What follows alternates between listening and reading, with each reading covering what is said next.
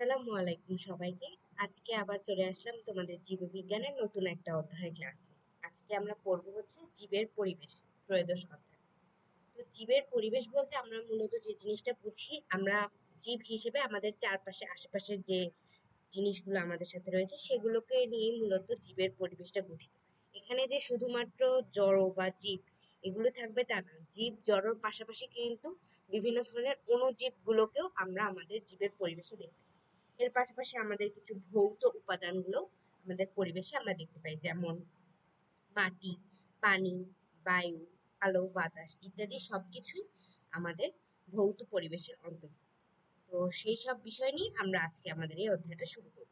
অধ্যায়ের শুরুতে প্রথমে আমরা কিছুটা পড়ে নিই। আমরা দেখতে পাচ্ছি এখানে লেখা আছে, জীবের চারপাশে জড় এবং জীবজ সবকিছু মিলেই আমাদের জীবের পরিবেশ গঠিত হয়। আলো, বাতাস, ঝড়, বৃষ্টি, পানি, মাটি ইত্যাদি যেমন একটি জীবের জীবনে গুরুত্বপূর্ণ এবং অপরিহার্য, তেমনি তাকে ঘিরে যে জীব জগৎ থাকে তার প্রভাবও ওই জীবের জীবনে সমান গুরুত্বপূর্ণ। একটি জীব তার জীবন ধারণের বিভিন্ন পর্যায়ে যেসব পদক্ষেপ নেয় সেগুলো অবশ্যই একটি পরিবেশে বসবাসকারী অন্যান্য জীবের জীবনে প্রভাব ফেলে। জীব জগতে খাদ্য শিকড় কিংবা খাদ্যজাল খুবই গুরুত্বপূর্ণ একটি বিষয়, যেগুলো বাদ দিয়ে জীবের অস্তিত্বের কথা কল্পনা করা যায়। অর্থাৎ আমরা এখানে একজন আরেকজনের উপর যে নির্ভরশীল, এই যে আমাদের সমাজ ব্যবস্থা বলো, পরিবেশ বলো, সবকিছুই আমরা যে নির্ভরশীল, এই জিনিসটাই মূলত আমরা এই চ্যাপ্টারের মাধ্যমে আরো ভালোভাবে বুঝতে পারবো। যেমন আমরা খাদ্যের জন্য যেমন উদ্ভিদের উপর নির্ভরশীল। তোমরা যেমন দ্বিতীয় অধ্যায়ে পড়ে এসেছো কিছুদিন আগে যে আমাদের যে প্রাণী বা প্রাণীজ কোষে কোনো ধরনের প্লাস্টিক, বিশেষ করে ক্লোরোপ্লাস্ট কিন্তু উপস্থিত নেই। ক্লোরোপ্লাস্ট উপস্থিত না থাকায় প্রাণীরা মূলত খাদ্য তৈরি করতে পারে না। প্রাণীরা যেহেতু খাদ্য তৈরি করতে পারে না, তাহলে অবশ্যই খাদ্যের জন্য সকল প্রাণীদেরকে কোনো না কোনো ভাবেই উদ্ভিদের উপর নির্ভরশীল হতে হয়। তেমনকি আমরা যে আমাদের শ্বসন প্রক্রিয়াটা চালাচ্ছি, এই শ্বসন প্রক্রিয়া চালানোর জন্য যে অক্সিজেনটা প্রয়োজন, সেই অক্সিজেনটাও কিন্তু আমরা উদ্ভিদের মাধ্যমে পেয়ে থাকি। সেজন্য উদ্ভিদের উপর আমরা যেভাবেই হোক প্রত্যক্ষ বা পরোক্ষভাবে কিন্তু নির্ভরশীল।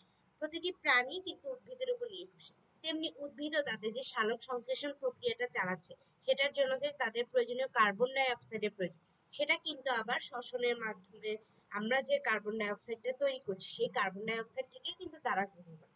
সুতরাং আমাদের পরিবেশে যে উপাদানগুলো রয়েছে প্রত্যেকেই বিভিন্ন কারণে একে অপরের উপর নির্ভরশীল। তাহলে প্রথমে আমরা যখন অধ্যায়টা শুরু করলাম, অধ্যায় থেকে আমরা দেখে নিই এই অধ্যায় থেকে আমরা কি কি শিখতে পারবো। দেখো, এক্ষেত্রে যদি তোমরা এই টপিক গুলো দেখে নাও তাহলে তোমরা বুঝতে পারবে যে তোমাদের এই অধ্যায় থেকে কি কি জিনিস পড়তে হবে। আজকে যেহেতু আমরা চ্যাপ্টারের অর্ধেক পর্যন্ত পড়বো, তো হচ্ছে আমরা এই টপিক লেভেল পর্যন্ত জানতে পারি, তো তবুও আমরা দেখে নিই। বাস্তুতন্ত্র সম্পর্কে জানতে পারবো। বাস্তুতন্ত্র মানে হচ্ছে আমাদের চারপাশের যে পরিবেশ, এখানে যে বিভিন্ন উপাদানগুলো, এগুলো নিয়ে যে অবস্থাগুলো, সেখানে বিভিন্ন সেগুলোর সংজ্ঞা, তারপর এখানে কি কি উপাদান আমরা দেখতে পাই এগুলোর কথা বর্ণনা করা হয়েছে। তারপর খাদ্য শিকড় এবং খাদ্য জাল এই চ্যাপ্টারে কিন্তু অন্যতম গুরুত্বপূর্ণ একটি বিষয়। অনেক সময় কিছু কিছু ক্ষেত্রে কিন্তু আমাদেরকে খাদ্য শিকড় লিখতে দেয় বা প্রশ্নে উদ্দীপক হিসেবেও কিন্তু খাদ্য শিকড় দিয়ে দেয়। তবে হ্যাঁ, এই চ্যাপ্টারের শেষের দিকের যে অংশগুলো সেগুলো আরো গুরুত্বপূর্ণ। তবে হ্যাঁ, শক্তি পিরামিড, তারপর শক্তি যে আমাদের একজন আরেকজন থেকে যে শক্তি যে আদান প্রদান হচ্ছে, ধরো একটা প্রথমে বিভিন্ন ধরনের উৎপাদক তারপর খাদক, একজন আরেকজনের মধ্যে যে শক্তি আমরা ট্রান্সফার করতেছি, এই ট্রান্সফার গুলোর যে পরিমাপটা, সেটাও কিন্তু এই অধ্যায় থেকে আমরা খুব ভালোভাবে জেনে নিতে পারবো। তাহলে চলো আমরা অধ্যায়টা শুরু করি। আচ্ছা, এই অধ্যায়ের প্রথমে আমরা যে জিনিসটা দিয়ে শুরু করতে চাচ্ছি সেটা হচ্ছে বাস্তুতন্ত্র বা ইকোসিস্টেম। আমাদের চারপাশে যে এই যে আমাদের বিভিন্ন ধরনের বাস্তুতন্ত্রের উপাদানগুলো, এই ধরনের যে পড়াশোনাগুলো, সেগুলোকে আমরা মূলত ইকোলজি বলি। তো ইকোলজির এই যে বাস্তুতন্ত্রটা, এটাকে মূলত ইকোসিস্টেম হিসেবে বলা হয়। এই যে এটা হচ্ছে ইংলিশ আর বাংলা হচ্ছে বাস্তুতন্ত্র। আচ্ছা, পৃথিবীর সব জীব, জড় ও ভৌত উপাদান এগুলো সবকিছু মিলে আমাদের পরিবেশ। মানে দেখো, এখানে যদি ভৌত উপাদান হিসেবে বায়ু, মাটি, পানি, আলো এগুলো না থাকতো তাহলেও কিন্তু জীব বেঁচে থাকতে পারতো না। জড় তো প্রাণ নাই, কিন্তু জড়র উপরেও কিন্তু আমরা জীবরা নির্ভরশীল। এই যে মাটি, পানি, বায়ু এগুলো কিন্তু কিছু ধরনের জড় পদার্থ। তারপরে এই যে আমাদের বাসা বাড়ি, এগুলো সবই তো জড় পদার্থ। জড় পদার্থ কিন্তু আমাদের জীবনের জন্য অপরিহার্য, আমরা যে জীব হিসেবে বেঁচে আছি। আচ্ছা, জীব সক্রিয়ভাবে জড় জগৎ থেকে তাদের প্রয়োজনীয় উপাদান সংগ্রহ করে তার জীবন অতিবাহিত করে এবং বর্জ্য পদার্থ বা মৃত্যুর পর পরিবেশে গিয়ে তার গৃহীত সব উপাদান আবার জড় পরিবেশে ফিরিয়ে দেয়। কারণ দেখো তোমরা কিন্তু ফিজিক্সে একটা জিনিস পড়ছো যে শক্তির কখনো কোনো ধরনের ধ্বংস হয় না, শক্তি হচ্ছে শুধুমাত্র রূপান্তরিত হয়। সেই জন্য জীব হিসেবে যখন আমরা কোনো কিছু শক্তি গ্রহণ করি বা শক্তিগুলো সঞ্চয় করি, সেই শক্তিগুলোই আবার যখন আমরা মারা যাচ্ছি, মারা যাওয়ার পর যেমন মাটির সাথে মিশে যাচ্ছি বা বিভিন্ন ভাবেই হোক আমাদের মৃতদেহ যখন আবার পরিবেশের সাথে মিশে যাচ্ছে, তখন সেই শক্তি আবার নতুন কোনো শক্তিতে রূপান্তরিত হচ্ছে। শক্তি কিন্তু কখনোই আমরা শক্তিকে ধ্বংস হতে দেখছি না, বা যে উপাদানগুলো আমরা গ্রহণ করছি সেই উপাদানগুলো কোনো না কোনো ভাবে কিন্তু আবার পরিবেশে ফিরে যাচ্ছে। এই জিনিসটাই মূলত এখানে বোঝানো হয়েছে। সবুজ উদ্ভিদ বায়ু থেকে কার্বন ডাই অক্সাইড এবং মাটি থেকে পানি সংগ্রহ করে সালোক সংশ্লেষণ প্রক্রিয়া তাদের প্রধান খাদ্য কার্বোহাইড্রেট তৈরির সময় অক্সিজেন ত্যাগ করে। আমরা যেমন প্রাণীরা কার্বোহাইড্রেট ছাড়াও প্রোটিন, ফ্যাট ইত্যাদি বিভিন্ন ধরনের খাদ্যদ্রব্য গ্রহণ করি, কিন্তু তোমরা সবসময় মনে রাখবে যে উদ্ভিদ যে খাদ্যটা খায় সেটা মূলত কার্বোহাইড্রেট জাতীয় খাদ্য। উদ্ভিদের খাদ্যে কিন্তু অন্য কোনো উপাদান কখনো দেখা যায় না। এটা কিন্তু অনেক সময় আমাদের এমসিকিউ দিয়ে হচ্ছে আমাদের কোয়েশ্চেনটা তোমাদের কঠিন করতে পারে। সেজন্য তোমরা মনে রাখবে যে উদ্ভিদের খাদ্য উপাদানটা সবসময় কার্বোহাইড্রেট জাতীয় বা শর্করা জাতীয় খাদ্যই হবে। উদ্ভিদ এবং প্রাণী মিলে পুরো জীবজগতের শ্বসনের জন্য যতটুকু অক্সিজেন প্রয়োজন তার একটি বড় অংশ আসে এই সালোক সংশ্লেষণ প্রক্রিয়া থেকে। সবুজ অসবুজ এই দুই ধরনের উদ্ভিদই মাটি বা পানি থেকে কিছু পরিমাণ খনিজ লবণ খাদ্য হিসেবে গ্রহণ করে। কিন্তু তোমরা কিন্তু সবসময় মনে রাখবে যে অসবুজ উদ্ভিদ কিন্তু কখনোই খাদ্য তৈরি করতে পারে না। এরা কিন্তু খাদ্যের জন্য আবার অন্য কোনো উদ্ভিদের উপর নির্ভরশীল থাকে। কারণ আমরা সবসময় দেখছি যে ক্লোরোপ্লাস্ট অর্থাৎ সবুজ রঙের যে প্লাস্টিক সেটা উপস্থিত থাকলেই মূলত সূর্যের আলোকে শোষণ করে তারা যে সালোক সংশ্লেষণ বা ফটোসিনথেসিস প্রক্রিয়া সেটাকে চলমান রাখতে পারে। সেই জন্য খাদ্য তৈরির জন্য অবশ্যই সবুজ গাছ থাকতে হবে, এবং এই জন্যই সবুজ গাছকেই শুধুমাত্র উৎপাদক শ্রেণী বলা হয়, কারণ তারাই একমাত্র খাদ্য উৎপাদন করতে সক্ষম। তৃণভোজী প্রাণীরা নানাভাবে উদ্ভিদের বিভিন্ন অংশ খেয়ে বেঁচে থাকে। এই যেমন ধরো তোমরা যদি হরিণ বা গরু, ছাগল এদের কথা মানে ভেবে দেখো, এরা কিন্তু একদম প্রকৃত তৃণভোজী প্রাণী। কারণ তারা দেখো, তারা কিন্তু এই যে উদ্ভিদ জাতীয় খাবার মানে উদ্ভিজ্জ খাবার ছাড়া অন্য কোনো উপাদান খাদ্য হিসেবে গ্রহণ করে না। অর্থাৎ যেটাকে বলা হয় ভেজ। আমরা ধরো অনেকে বলি না যে শুধুমাত্র উদ্ভিজ্জ জিনিস খায়, কোনো ধরনের প্রাণীজ খাদ্য গ্রহণ করে না, প্রোটিন খাক, ফ্যাট খাক, সে সবসময় উদ্ভিজ্জ খাবার খায়। এই ধরনের মানুষগুলোকেও কিন্তু আসলে মূলত তৃণভোজী মানুষ বলা হয়। কিন্তু সাধারণত মানুষ কিন্তু একাধারে তৃণভোজী, মাংসাশী দুই ক্যাটাগরিতেই পড়ে। কিন্তু কিছু কিছু প্রাণী আছে, অর্থাৎ এই যেমন যেগুলোর নাম আমি বললাম হরিণ, খরগোশ, এরকম কিছু কিছু প্রাণী আছে যারা কিন্তু কখনোই কোনো ধরনের প্রাণীজ উপাদান খাদ্য হিসেবে গ্রহণ করে না। এই জন্য তাদেরকে মূলত তৃণভোজী যে প্রাণী সেগুলোকে বলে। তৃণভোজী প্রাণীরাই কিন্তু সরাসরি উৎপাদককে খায় বলে এরা প্রথম শ্রেণীর খাদ্য হিসেবে পরিচিত। আমরা যখন খাদ্য শৃঙ্খল পড়বো তখন এই বিষয়গুলো সেখানে আরো ভালোভাবে ডিটেলসে বলা হবে। আচ্ছা দেখো, আবার এই তৃণভোজী প্রাণীকে কিন্তু পরবর্তীতে ধরো মাংসভোজী যাদের খাবার, এই ধরো ধরো হরিণ, বনে যদি হরিণ থাকে হরিণকে কি বাঘ, সিংহ এরা খেয়ে থাকে। আবার আমরা মানুষরাও কিন্তু এই যে গরু খাই, ছাগল খাই, এই জন্য আমরা কিন্তু মাংসাশী প্রাণী হিসেবে পরিচিত। আবার আমরা যখন শাকসবজি খাচ্ছি তখন কিন্তু আমরা সরাসরি তৃণভোজীর মতো আচরণই করছি। অর্থাৎ আমরা এই জন্য মানুষকে কি বলা হয়, সর্বভুক প্রাণী। অর্থাৎ তারা একই সাথে যে ধরনের শাকসবজি জাতীয় অর্থাৎ উৎপাদককেও সরাসরি খাচ্ছে, আবার বিভিন্ন শ্রেণীর অন্যান্য যে খাদক তাদেরকেও খাচ্ছে। এই জন্য মানুষ একাধারে সর্বভুক প্রাণী। অর্থাৎ এরকম যারা একাধারে তৃণভোজী প্রাণীর আচরণও করছে এবং মাংসাশী প্রাণীর আচরণ করছে, তাদেরকে একাধারে এই যে সর্বভুক প্রাণীগুলো বলা হয়। আচ্ছা দেখো, সকল প্রাণীর বর্জ্য পদার্থ পরিবেশেই মিশে যায়। তাছাড়া মৃত্যুর পর উদ্ভিদ ও প্রাণীর দেহ পচন ক্রিয়ার মাধ্যমে আবার পরিবেশে ফিরে যায়। এই পচন ক্রিয়ার কাজটি ব্যাকটেরিয়া সহ কিছু অণুজীব করে আছে। দেখো, এই যে মৃতদেহগুলো, আমরা মৃতদেহগুলোকে যে পরিবেশের সাথে মিশে যেতে দেখছি, এই যে একজন ধরো একজন মানুষকে কবর দেওয়া হলো, এই কবর দেওয়ার পর তার শরীরের যে বিভিন্ন ধরনের মাংস, চামড়া, এগুলো যে মাটির সাথে মিশে যায়, এগুলোকে মিশে যেতে সাহায্য করে কি মূলত এই ধরনের ব্যাকটেরিয়াগুলো। এই ব্যাকটেরিয়াগুলোই মূলত মৃতদেহকে পচনে সাহায্য করে। তারা আসলে ওগুলোকে বলে যে হ্যাঁ তারা ওখান থেকে খাদ্য গ্রহণ করে, ওখান থেকে তারা হয়তো তাদের খাদ্য গ্রহণও করছে, তেমনি সেগুলোকে পরিবেশের সাথে মিশে যেতে সহায়তা করছে। এভাবেই কিন্তু হয়েছে আমরা উপরে পড়ে আসলাম না যে জড় পরিবেশে আবার ফিরে যায়। অর্থাৎ ওখানে তারা যেমন একাধারে তাদের খাদ্য গ্রহণ করছে, তেমনি পরিবেশে বাকি হচ্ছে ধরো অনেক সময় যে আমরা সামনে পড়বো যে জড় পরিবেশের মধ্যে জৈব উপাদান, অজৈব উপাদান আছে। মানে এই যে মৃতদেহগুলা, এই মৃত পদার্থগুলাই পরবর্তীতে হচ্ছে জৈব পদার্থ হিসেবে পরিবেশে মিশে যায়, তখন তারা কিন্তু অন্যান্য যে নতুন উৎপাদক শ্রেণী তাদের কিন্তু মাটির উর্বরতা বৃদ্ধিতে সাহায্য করে, তখন আবার উদ্ভিদ সেখান থেকে হচ্ছে খাদ্য গ্রহণ। এভাবে এগুলো মূলত একটা সাইকেলের মতো চক্রাকারে জিনিসটা চলছে, অর্থাৎ একজনের উপর আরেকজন কিন্তু নির্ভরশীল। এই কথাটাই মূলত আমরা এখানে প্রথম যে অংশটা সেখানে বুঝতে পারি।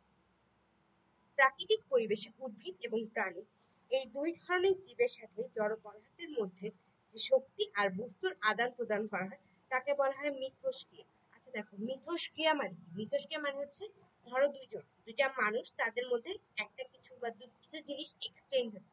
এক্ষেত্রে প্রথম ব্যক্তি যদি কিছু জিনিস দ্বিতীয় ব্যক্তি দেখে দেয়, তাহলে দ্বিতীয় ব্যক্তির কাছ থেকেও প্রথম ব্যক্তি অবশ্যই কিছু জিনিস পাবে, অর্থাৎ এটা কোনো ধরনের একতরফা প্রক্রিয়া হবে না, দুইজনের মধ্যেই বিভিন্ন জিনিসের আদান প্রদান হবে। হয়তো দ্বিতীয় ব্যক্তির কাছে যা ঘাটতি থাকবে প্রথম ব্যক্তি সেটা পূরণ করবে, আবার প্রথম ব্যক্তির কাছে যা ঘাটতি থাকবে দ্বিতীয় ব্যক্তি সেটা পূরণ করবে। সেরকম একই জিনিসটাই আমাদের পরিবেশের ক্ষেত্রে হয়, যেমন উদ্ভিদ কিছু জিনিস দিয়ে প্রাণী জীবন ধারণে সাহায্য করে, আবার উদ্ভিদের যেসব জিনিসের ঘাটতি রয়েছে সেগুলো আবার হচ্ছে প্রাণীর কাছ থেকে। তো আমাদেরকে এরকম একটা পরিবেশের যে ভারসাম্যটা, এই ভারসাম্য যে মেনটেন করার একটা সিস্টেম সেটা কিন্তু পরিবেশের মধ্যে করা আছে।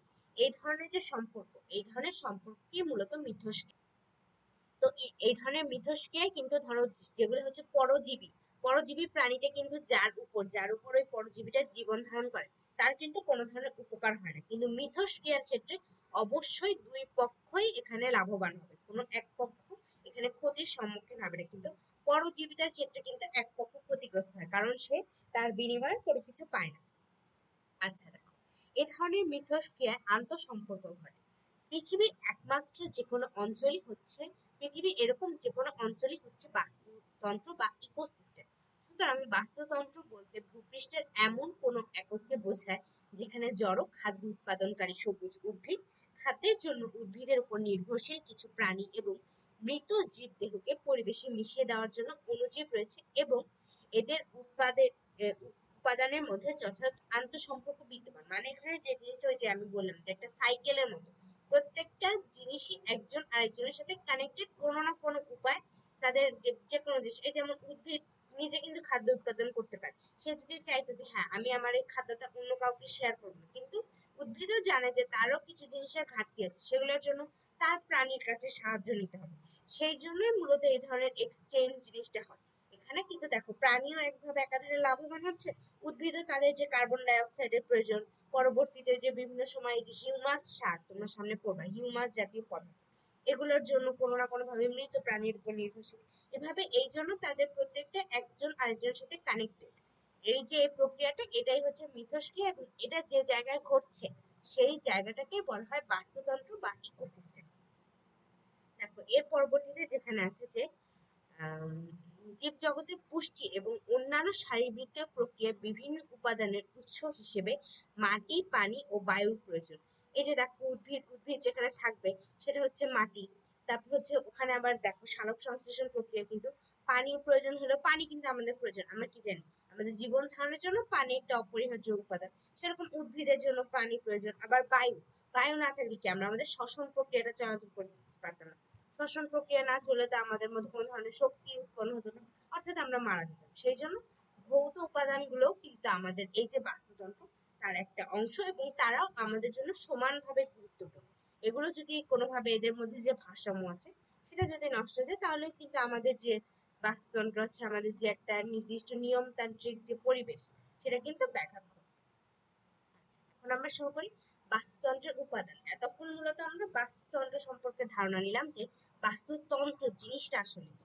আর এখন আমরা মূলত দেখবো যে বাস্তুতন্ত্র কি কি উপাদান, কি কি এলিমেন্টের মাধ্যমে আমরা আমাদের ইকোসিস্টেমটাকে স্ট্যান্ড আপ করতেছি, সেই জিনিসটা মূলত এখানে দেখানো হয়েছে। জীব সম্প্রদায় পরিবেশের জড় পদার্থ এবং ভৌত পরিবেশ, মানে আমরা আমাদের বাস্তুতন্ত্রের উপাদানগুলোকে যদি ভাগ করি তারা হচ্ছে এই তিনটা ক্যাটাগরিতে পড়বে। একটা হচ্ছে জীব সম্প্রদায়, অর্থাৎ যাদের জীবন রয়েছে, এবং জড় পদার্থ অর্থাৎ জীবন নেই এমন পদার্থগুলোকে একটা ক্যাটাগরিতে রাখা আছে। আর ভৌত পরিবেশ, ভৌত পরিবেশ বলতে মূলত এই যে মাটি, পানি, বায়ু, অর্থাৎ যারা আমাদের চারপাশটাকে ঘিরে রয়েছে, অর্থাৎ অবস্থানের পরিবর্তন হচ্ছে, এই ধরনের পদার্থগুলো মূলত ভৌত পরিবেশের মধ্যে গণ্য, মিলেই কোন স্থানের বাস্তুতন্ত্র গড়ে ওঠে। এই তিনটি প্রধান উপাদানের প্রত্যেকটিতে রয়েছে আবার অনেক ধরনের ছোট ছোট উপাদান এবং জীব উপাদানগুলো সবচেয়ে বৈচিত্র্যময়। মানে এই যে এখানে এই তিনটা ক্যাটাগরি রয়েছে, এই তিনটা ক্যাটাগরি যে ডিভিশন, এই ডিভিশনের মধ্যে আবার সাব ডিভিশন রয়েছে, মানে আরো ছোট ছোট ভাগ আছে। কিন্তু দেখো এর মধ্যে যে লাইনটা এখানে বলা হয়েছে যে দেখো জীব উপাদানগুলো সবচেয়ে বেশি বৈচিত্র্যময়, অর্থাৎ সবচেয়ে বেশি ভ্যারিয়েশন আমরা এখানে যেখানে দেখতে পাই সেটা হচ্ছে জীব। কারণ দেখো এখানে কোনোভাবে স্থলজ প্রাণী, জলজ প্রাণী, আবার উদ্ভিদ, যদি তুমি গাছের ক্ষেত্রে যাও, গাছের ক্ষেত্রেও বিভিন্ন ধরনের উদ্ভিদ রয়েছে। ধরো তোমার মরুভূমির উদ্ভিদ, তারপর হচ্ছে সাধারণ জায়গা, তারপরে বিভিন্ন ধরনের নাতিশীতোষ্ণ উদ্ভিদ, মানে উদ্ভিদেরও বিভিন্ন ধরনের ক্লাস বা ক্যাটাগরি থাকে। সেই জন্য বলা হয়েছে যে সবচেয়ে বেশি ভ্যারিয়েশন, ধরো জড় পদার্থে বা ভৌত পরিবেশে যতটা বেশি ভ্যারিয়েশন দেখা যায় না, তার চেয়ে অনেক গুণ বেশি ভ্যারিয়েশন কিন্তু আমরা আমাদের জীব উপাদানে দেখতে পাই। তোমরা যদি প্রথম অধ্যায়টা পড়ে থাকো, ওখানে দেখো তোমাদের কত পরিমাণ জীবের যে সংখ্যাটা দেওয়া হয়, সেটা আসলে অনেক বেশি। সেই জন্য এখানে এই বৈচিত্র্যময় শব্দটা মূলত ব্যবহার করা হয়। আচ্ছা, এখানে প্রথমে আমরা হচ্ছে জড় উপাদান নিয়ে আলোচনা করবো এবং সবার শেষে আমরা মূলত জীব, যে আমাদের যে জীব সম্প্রদায় তাদেরকে নিয়ে কথা বলবো। চলো জড় উপাদান সম্পর্কে আমরা পড়া শুরু করি। জড় উপাদানগুলোকে দেখো তোমরা কিন্তু সাথে সাথে ইংলিশ টার্মগুলো অনেক সময় দেখবা, কারণ ধরো তোমরা অনেকে আছো যে সামনে হচ্ছে কলেজ অ্যাডমিশনে তোমরা পরীক্ষা দাও, তো তাদের ক্ষেত্রে কিন্তু দেখো ইংলিশ টার্মগুলো কিন্তু ইম্পর্টেন্ট। নন লিভিং ম্যাটার্স, বা আমরা অনেক সময় এসবিতে তোমরা যখন কোয়েশ্চেন গুলো দেখো, সেখানে কিন্তু অনেক সময় ইংলিশ যে ওয়ার্ড গুলো সেগুলোকে টার্গেট করে, যাতে তোমরা একাধারে বাংলা ইংলিশ দুইটা ওয়ার্ডই পড়ো, সেই জন্য এই সাইড ওয়ার্ডস গুলো অনেক সময় ওখান থেকে কোয়েশ্চেন গুলো পড়ো। পরিবেশের জড় পদার্থগুলো জীব উপাদানের জন্য বাসস্থান নির্মাণ করে, শ্বসনের জন্য অক্সিজেন যোগান এবং বেশ কিছু পুষ্টি উপাদান সরবরাহ করে।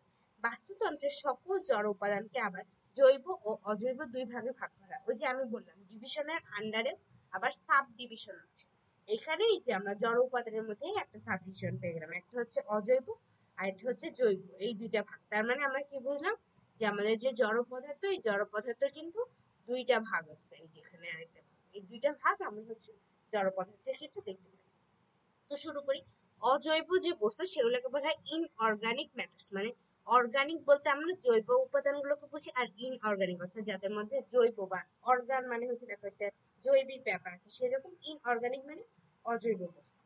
পানি, বায়ু এবং মাটিতে অবস্থিত খনিজ পদার্থ, অর্থাৎ যেসব পদার্থ কোনো জীব দেহ থেকে আসেনি, বরং জীবের উদ্ভবের আগেই পরিবেশে ছিল, সেগুলো বাস্তুতন্ত্রের অজৈব উপাদান। মানে এগুলো কিন্তু কোনোভাবে জীব থেকে উদ্ভূত না। দেখো জৈবিক পদার্থ সেগুলোকে বলা হয় যেগুলো মূলত জীব থেকে পাওয়া জড় পদার্থ, কিন্তু অজৈব বস্তু সেগুলো যেগুলো কখনোই জীব থেকে পাওয়া যাবে না, বরং জীবের জীবন ধারণের জন্য কখনো কখনো এই যে অজৈব পদার্থগুলো সেগুলো কিন্তু প্রয়োজন। এই যে যেমন ক্যালসিয়াম, পটাশিয়াম, লৌহ, এগুলার অনেকগুলো আছে যেগুলো কিন্তু উদ্ভিদের জন্য কি যে ম্যাক্রো মাইক্রো নিউট্রিয়েন্ট, সেখানে কিন্তু এই ধরনের ইনঅর্গানিক ম্যাটার্স গুলো থাকে যেগুলো উদ্ভিদের গ্রহণ করতে হয়। এমনকি যে আমরা মানুষ, আমরা যে প্রাণী, প্রাণীদেরও কিন্তু ট্রেস এলিমেন্ট নামে কিছু কিছু পদার্থ আছে যেগুলো খুবই সামান্য পরিমাণে লাগে, কিন্তু হ্যাঁ সেগুলো গ্রহণ করা কিন্তু অপরিহার্য। তোমার শরীরে যদি সেগুলোর পরিমাণ কমে যায়, তাহলে কিন্তু তখন তোমাদের বিভিন্ন ধরনের রোগ দেখা দেবে। সেই জন্য এই ধরনের যে আমাদের খনিজ পদার্থ, সেগুলো আমাদের সবার জন্য কিন্তু খুব বেশি গুরুত্বপূর্ণ।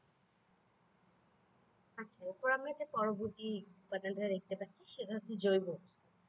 উদ্ভিদ এবং প্রাণীর বর্জ্য পদার্থ বা এসব জীবের মৃতদেহ থেকে যেসব জড়বস্তু বাস্তুতন্ত্রে যোগ হয়, তাদের বলা হয় জৈব উপাদান। এগুলো সচরাচর হিউমাস নামে পরিচিত। হিউমাসের উপাদানের মধ্যে আছে ইউরিয়া, উদ্ভিদ এবং প্রাণীর বিভিন্ন ধরনের কোষ, টিস্যু, অঙ্গ ইত্যাদি। জৈব বস্তু উদ্ভিদের জন্য পুষ্টিকর, এদেরকে মূলত যে হিউমাস বলা হয়ে থাকে। যেটাকে আমি কিছুক্ষণ আগে নামটা বললাম হিউমাস, এগুলোকে মূলত জৈব সারের যে একটা নাম। যেমন দেখো অনেক সময় বলা হয় না যে অজৈব উপাদানের যে জৈব সারটা হচ্ছে উদ্ভিদের জন্য গুরুত্বপূর্ণ, কারণ তারা এগুলো থেকে সরাসরি বিভিন্ন পুষ্টিকর উপাদানগুলো গ্রহণ করতে পারে, যেগুলো মূলত বিভিন্ন ধরনের মৃত বস্তু বা মৃত বস্তুর যে শোষিত যে ব্যাকটেরিয়া বা বিভিন্ন অণুজীব দ্বারা ভাঙন প্রক্রিয়ার মাধ্যমে যে উপাদানগুলো মাটি বা পরিবেশের অন্যান্য উপাদানের সাথে যেভাবে মিশে, সেগুলোই মূলত হচ্ছে আমাদের জৈব বস্তু বা অর্গানিক ম্যাটার হিসেবে পরিচিত। উদ্ভিদ চাষে বেশি বেশি করে জৈব সার দিতে হয়। বহু প্রাণীও কিন্তু হিউমাস সমৃদ্ধ মাটি পছন্দ করে। মানে দেখো অনেক মাটি যে প্রাণীগুলো আছে না, যারা হচ্ছে যে মাটিতে সরাসরি বসবাস করে, তারা অনেক ক্ষেত্রে যে উর্বর মাটি, যেটা এই ধরনের অর্গানিক ম্যাটার গুলো মানে জৈব বস্তুগুলো যখন উদ্ভিদ মাটিতে মিশে যায়, তখন মাটিগুলো কি অনেক বেশি উর্বর হয়ে যায়। সেজন্য অনেক প্রাণীও আছে যারা এই উর্বর মাটিতে কিন্তু থাকতে পছন্দ করে।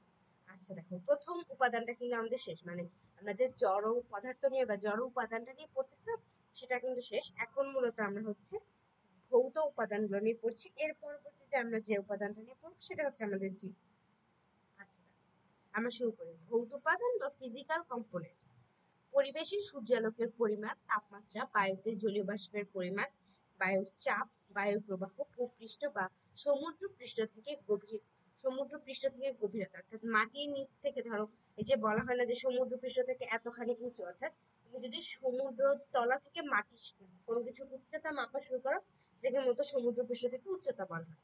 উচ্চতা ইত্যাদি বহু উপাদান বাস্তুতন্ত্রকে নানাভাবে প্রভাবিত করে। অর্থাৎ দেখো এই যে আমরা এখন যে কথাটা, এই যে আমাদের তাপমাত্রা বেড়ে যাচ্ছে, এই জিনিসটা কি, যে সূর্যালোকের পরিমাণ, জলবায়ু, এই প্রত্যেকটা জিনিস কিন্তু আমাদের জীবন ধারণের সাথে নির্ভরশীল। এই যে এখন এত বেশি তাপমাত্রা, এত গরম, এই জিনিসটা কি, গরম ঠান্ডা, এই অবস্থাগুলো কি আমাদের জীবনের জন্য গুরুত্বপূর্ণ না? গরমে যে আমাদের কষ্ট হচ্ছে, এই যে আমাদের কিছুদিন আগে হিট অ্যালার্ট হলো, তারপরে যে হিট স্ট্রোক, এগুলোর প্রত্যেকটা জিনিসই কিন্তু আমাদের এই যে ভৌত উপাদান, এগুলার কিন্তু উপাদান, এবং এগুলো সরাসরি আমাদের জীবন ধারা সেগুলোকে কিন্তু প্রভাবিত করছে। তো তোমরা যারা এই যে এখন অতিরিক্ত গরম, সূর্যের তাপ, যারা চলছে, তো তোমরা এখন চেষ্টা করবা যতটা সম্ভব, স্কুল যেহেতু খুলে দিচ্ছে তোমাদের, তো তোমরা এর জন্য খুলে দিলেও যতটা সম্ভব চেষ্টা করবা যে যে টাইমটা হচ্ছে সবচেয়ে বেশি গরম থাকে, ওই সময়টা যতটা সম্ভব চেষ্টা করবা যে ছায়াযুক্ত স্থান বা কোনোভাবেই বাইরে না যেতে, অন্তত ঘরের ভিতর বা ক্লাসে থাকলেও ক্লাসরুমের মধ্যেই থাকার চেষ্টা করবা। প্রচুর পরিমাণ হচ্ছে তরল জাতীয় খাবার খাবার, কিন্তু হ্যাঁ কোনো ধরনের যে স্যালাইন জাতীয় খাবার, এই ধরনের খাবারগুলো খাবার, কারণ স্যালাইন আসলে এটা মূলত মেইনলি একটা ওষুধ জাতীয় জিনিস। এটাকে তোমরা কখনো কোনো ধরনের জুস হিসেবে নিবা। কিন্তু হ্যাঁ অন্যান্য ধরনের যে ঠান্ডা জাতীয় খাবারগুলা, এগুলা খাবা, কিন্তু হ্যাঁ সরাসরি অত্যাধিক গরমে আবার একদম প্রচুর ঠান্ডা যে খাবার সেটা খাবার, কারণ এই ঠান্ডা জাতীয় খাবারও যদি সরাসরি আমরা খাই, সেটা কিন্তু আমাদের যে হিট স্ট্রোকটা হচ্ছে সেটার জন্য কিন্তু দেয়। সেজন্য সাধারণ যে রুম টেম্পারেচার যেটাকে বলে, স্বাভাবিক তাপমাত্রার যে পানি, সেই ধরনের পানি, সেই ধরনের তরল পদার্থগুলো খাবা। তারপরে হচ্ছে সরাসরি একদম বাইরে থেকে এসেই কোনো ধরনের শাওয়ার না বা গোসল করবা না তোমরা, হচ্ছে কিছুক্ষণ আগে স্বাভাবিক তাপমাত্রা, অর্থাৎ আমাদেরকে যে এই যে অতিরিক্ত ঠান্ডা বা অতিরিক্ত যে গরম, সেগুলোর জন্য কিন্তু যে স্ট্রোকটা হচ্ছে, মানে আমাদের যে ব্লাড ভেসেল গুলো, এগুলো কিন্তু র্যাপচার হয়ে যাচ্ছে। সেই জন্য এগুলার ক্ষেত্রে তোমরা একটু সবাই অবশ্যই সচেতন থাকবা। এসব উপাদান মিলে গড়ে কোনো অঞ্চলের আবহাওয়া ও জলবায়ু, এসবই হচ্ছে বাস্তুতন্ত্রের ভৌত উপাদান।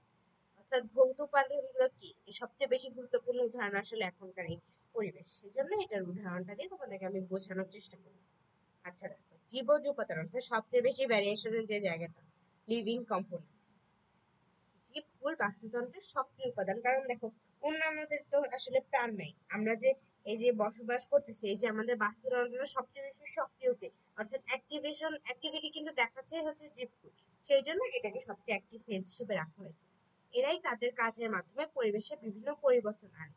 পরিবেশের জীবজ উপাদানগুলো প্রধানত তিন প্রকার: উৎপাদক, খাদক এবং বিয়োজন। অর্থাৎ এখানে আমরা আমাদের যত যে জীব উপাদান রয়েছে তাদেরকে দিই তিনটা ক্যাটাগরি। উৎপাদক অর্থাৎ যারা উৎপাদন করছে, খাদক উৎপাদক থেকে মূলত এটা হচ্ছে খাদ্যদ্রব্য গ্রহণের উপর ভিত্তিতে এই ক্লাস করা হয়েছে। আচ্ছা, এখন হচ্ছে উৎপাদক বা প্রডিউসার।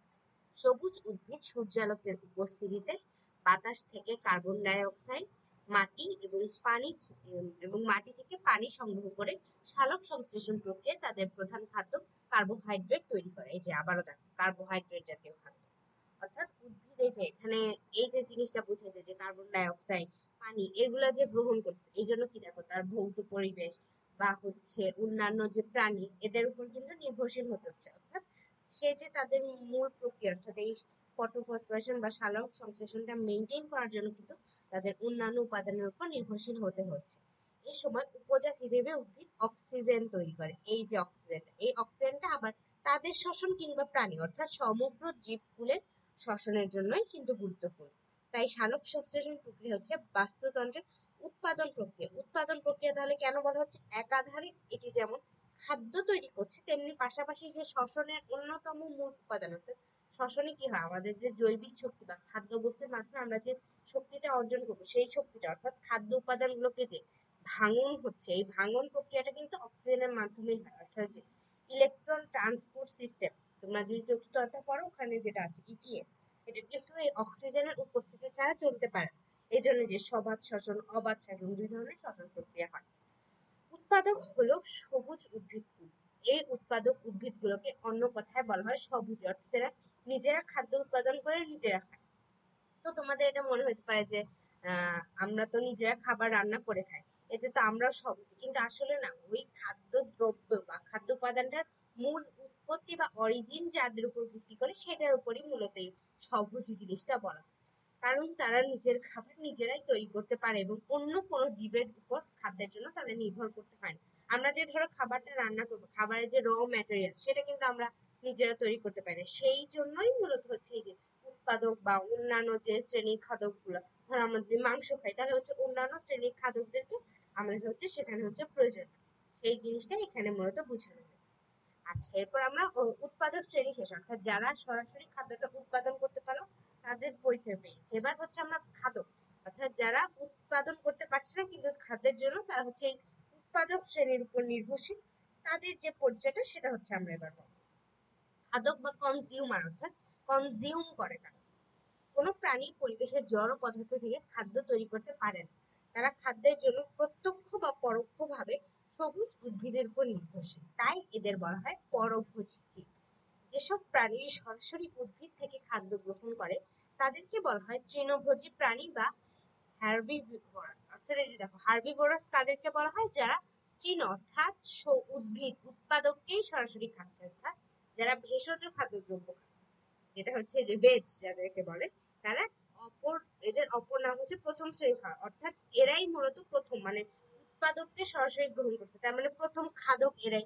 এর আগে তো অন্য কেউ খাদক নেই, এর আগে যারা হচ্ছে আছে তারা হচ্ছে উৎপাদক, নিজেরা খাবার বানায় নিজেরাই খায়, কিন্তু প্রথম খাদক যারা, যারা প্রথম সরাসরি উৎপাদককে খাচ্ছে তারা মূলত এই তৃণভোজী। এখানেই মূলত দেখো, আমরা যে সামনে যখন শক্তি রূপান্তর করবো তখন ধরো কোনো একটা উদ্ভিদ যদি 100% শক্তি উৎপাদন করে, সেখান থেকে মাত্র তার 10% হচ্ছে এই খাদক, অর্থাৎ এই প্রথম শ্রেণীর খাদক আছে। অর্থাৎ প্রতি ক্ষেত্রে যতটুকু শক্তি যে আমরা যে পরবর্তী ধাপে যে শক্তিটা যাচ্ছে তার মাত্র মোট শক্তির মাত্র 10% কিন্তু এটা প্রতি ক্ষেত্রে হচ্ছে। এই জন্য যত বেশি খাদক তত বেশি হচ্ছে শক্তির পরিমাণটা কমেছে। হাঁস, ফড়িং, মুরগি, গরু, ছাগল, হরিণ ইত্যাদি হচ্ছে প্রথম শ্রেণীর খাদক। এক্ষেত্রে তোমাদের জন্য উদাহরণগুলো কিন্তু খুবই ইম্পর্টেন্ট, এগুলো এমসিকিউ হিসেবে আসে বা অনেক সময় হচ্ছে বিভিন্ন ধরনের উদ্দীপক হিসেবে দিয়ে দেয়, তখন হচ্ছে তোমাদেরকে চিহ্নিতকরণ করতে হবে। প্রথম শ্রেণীর খাদকের সাথে আমাদের পরিচয় পর্ব শেষ। এবার আমরা চলে আসি এর পরবর্তী ধাপে। যেসব প্রাণী তৃণভোজী প্রাণীদেরকে খাদ্য হিসেবে গ্রহণ করে তাদের বলা হয় গৌণ খাদক বা তৃতীয় শ্রেণীর এর খাদক। এরা এক ধরনের মাংসজীবী প্রাণী, কারণ দেখো এই যে প্রথম শ্রেণীর যে খাদক তাদেরকে খাচ্ছে, তো তাদের মাংসগুলাই কিন্তু তারা খাচ্ছে, তারা কিন্তু সরাসরি উৎপাদককে খাচ্ছে, এই জন্য তারা এক ধরনের হচ্ছে কার্নিভারাস বা মাংসাশী প্রাণী। ব্যাং, শিয়াল, বাঘ, এই যে এখানে তোমাদের এই যে উদাহরণগুলো যেগুলো আছে সেগুলো কিন্তু অনেক বেশি ইম্পর্টেন্ট তোমাদের জন্য। আচ্ছা দেখো, দ্বিতীয় যে খাদক তাদের কিন্তু, দ্বিতীয় শ্রেণীর যে খাদক তাদের কিন্তু আরেকটা নাম আছে, সেটা হচ্ছে গৌণ খাদক। এরকম এদের যে অপর নামগুলো সেগুলো কিন্তু তোমাদের মনে রাখতে হবে, যে প্রথম শ্রেণী খাদক তৃণভোজী, এদের দেখো মাংসাশী, তারপর দ্বিতীয় শ্রেণী খাদক গৌণ খাদক, তিনটা নাম আছে। এই জন্য এই অপর নামগুলো তোমরা একটু কষ্ট করে মনে রাখার চেষ্টা করো। আচ্ছা দেখো, যেসব প্রাণী গৌণ খাদকদের খেয়ে বাঁচে তারাও মাংসাশী প্রাণী, এদেরকে বলা হয় তৃতীয় শ্রেণীর খাদক বা সর্বোচ্চ খাদক। যদি তৃতীয় শ্রেণীর খাদকের মাধ্যমে যদি খাদ্য শৃঙ্খলটা কমপ্লিট হয় তাহলে অবশ্যই তারা সর্বোচ্চ খাদক, কিন্তু কখনো কখনো কখনো কখনো তৃতীয় শ্রেণীর খাদকেও একটা খাদ্য শৃঙ্খল কমপ্লিট হয় না। আমরা সামনে যখন খাদ্য শৃঙ্খল দেখবো কোনো সময় আসছে যে 5টা পর্যন্ত প্রাণী চলে গেছে, তখন যদি তৃতীয় শ্রেণীর খাদক থাকে তাহলে তাদেরকে বলা হয় টারশিয়ারি খাদক। মানে প্রথম শ্রেণীর খাদক, গৌণ খাদক, তারপরে একটা টারশিয়ারি এবং তারপরে সর্বোচ্চ যেটা সেটা সর্বোচ্চ। তো যদি সেই এই তৃতীয় শ্রেণীর খাদকটি যদি শেষ হয়, চতুর্থ শ্রেণীতে না যায় তাহলে তারাই সর্বোচ্চ। আর যদি চতুর্থ শ্রেণী আমরা পাই তাহলে হচ্ছে তাদেরকে টারশিয়ারি খাদক বলা হয়। এটা তোমরা একটু লিখে নিবা। তোমাদের আমি এটা হচ্ছে এখানে লিখে দিই, প্লাস তোমরা হচ্ছে নিজেরা হচ্ছে এটা একটু লিখে নিও। আচ্ছা, এই যে উপরে আমি লিখে দিচ্ছি, এটা হচ্ছে টারশিয়ারি জাতীয় যেটাকে বলা হয়ে থাকে। এটা শুধুমাত্র যদি অবশ্যই এরপরে আমরা চতুর্থ শ্রেণী পাই তাহলে শুধু তাদের ক্ষেত্রে এই জিনিসটা হচ্ছে কাউন্ট হবে। ঠিক আছে? আচ্ছা, তাহলে আমরা চলছি। সাপ, ময়ূর, বাঘ ইত্যাদি এই শ্রেণীর খাদ্য। একটি বিশেষ শ্রেণীর খাদক জীবন্ত প্রাণীর যে মৃত প্রাণীর মাংস বা আবর্জনা। এক্ষেত্রে তোমরা কিন্তু কখনোই ব্যাকটেরিয়াকে এটার মধ্যে আনবে না। এখানে হচ্ছে কিছু কিছু জীবই হচ্ছে, যেমন ধরো তোমরা শকুন, কাক, এদেরকে ছিল। এরা কিন্তু কখনো জীবিত প্রাণী খায় না, এরা সাধারণত মৃত প্রাণী খায়। এই যেমন কিছু কিছু, যেমন বাঘ, ভালুক, এরা কি করে শিকার করে খাবার খায়। ভাল্লুক কখনো মৃতজীবী খাবার খায় না, মানে মরা কিছু এরা খায় না। কিন্তু আবার কিছু কিছু প্রাণী আছে যারা জীবিত কিছু খায় না, এরা সবসময় মৃত জিনিস খায়। তাদেরকে হচ্ছে আরেকটা নাম দেওয়া হয়, সেটা হচ্ছে আবর্জনা ভুক বা ধাঙর, স্ক্যাভেঞ্জার। এদেরকে এই যে ধরো কাক, ঝাড়ু দেওয়ার প্রাণী বলা হয়। তারা কি বিভিন্ন ধরনের ময়লা জাতীয় খাবার, অর্থাৎ আমাদের যে আবর্জনা গুলো সেগুলো খায়। তারা মূলত এই যে এই ক্যাটাগরির ক্ষেত্রে পড়বে। যেমন কাক, শকুন, শেয়াল, হায়না, এই উদাহরণটাও কিন্তু তোমাদের জন্য ইম্পর্টেন্ট, এবং এদের নামটা। তারপরে যদি আমরা যাই, কারণ এরা হচ্ছে মৃতদেহ বা আবর্জনা খেয়ে পরিবেশ পরিষ্কার রাখে বা রক্ষা করে পরিবেশের যে ভারসাম্য। উল্লেখ, কখনো কখনো বাস্তুতন্ত্রে এমন প্রাণী দেখা যায় যারা একাই বিভিন্ন স্তরের খাদ্য হিসেবে ভূমিকা রাখে, যেমন মানুষ, তৃণভোজী এবং মাংসাশী। অমনিভোরাস মানে একই সাথে একাধিক ভূমিকা পালন করতে পারে। এই যে অমনিভোরাসের যদি তোমরা বাংলা চাও, অমনিভোরাসের বাংলা হচ্ছে সর্বভুক। এই যে আমি লিখে দিই, সর্ব, এখানে হচ্ছে আসলে পেন নাই তো, তাও আমি এই যেটা ড্র করে সেটা দিয়েই হচ্ছে লিখে দিচ্ছি তোমাদের। অমনিভোরাসের বাংলা হচ্ছে সর্বভুক। তো মানুষ এবং মানুষের মতো এই ধরনের যারা একসাথে তৃণভোজী, মাংসাশী উভয় ধরনের ভূমিকা পালন করে তাদেরকে হচ্ছে অমনিভোরাস বা সর্বভুক বলা হয়। বাস্তুতন্ত্রের উপাদান সমূহ, মানে একাধারে যে এতক্ষণ যে জিনিসটা পড়লাম সেটা যদি আমরা ইনার শর্ট মানে একটা সামারাইজ করি, তাহলে যে জিনিসটা আসবে সেই জিনিসটার কথা মূলত এখানে একটা ছকের মাধ্যমে দেওয়া আছে। তোমরা এই ছকটা কিন্তু পড়বা, ছকটা কিন্তু ইম্পর্টেন্ট তোমাদের জন্য। দেখো ছকটা আমরা আরেকবার, মানে পুরো পড়াটা আমরা আরেকবার রিভাইজ করে নিই বা recapitulate করি। আচ্ছা দেখো, জড় উপাদানের দুইটা ভাগ, জৈব পদার্থ যেটাকে আমরা যে ট্রেস এলিমেন্ট হিসেবে বলছি, আর একটা হচ্ছে যে অজৈব পদার্থ বা হিউমাস। আরেকটা হচ্ছে ভৌত উপাদান, এটার কোনো ক্লাসিফিকেশন নাই। কিন্তু এই যে সবচেয়ে ভ্যারিয়েশন যেটা, জৈব উপাদান, উৎপাদক, খাদক। এই যে খাদকের দেখো তৃণভোজী, মাংসাশী, এই যে তৃতীয় স্তর, এখানে তৃতীয় স্তর হলে তখন এটার নাম মূলত যে টারশিয়ারিটা হবে। আর আরেকটা যেটা আছে সেটা শুধু বিয়োজক, সেটা আমরা এখনো পড়িনি, সামনে হচ্ছে সেটা নিয়ে আমরা পড়ব।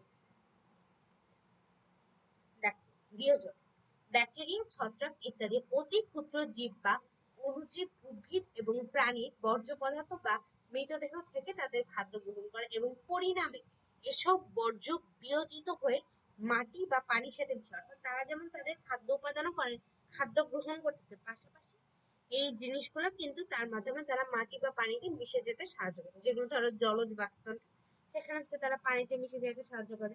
আর যেখানে মূলত স্থলজ অবস্থা, সেখানে হচ্ছে যে মাটির সাথে মিশে যাওয়ার জন্য তারা হচ্ছে সাহায্য করে। আচ্ছা, এই মিশে যাওয়া উপাদান তখন উদ্ভিদের পক্ষে আবার খাদ্য উপাদান হিসেবে গ্রহণ করা সম্ভব হয়, যে সার হিসেবে গ্রহণ করে।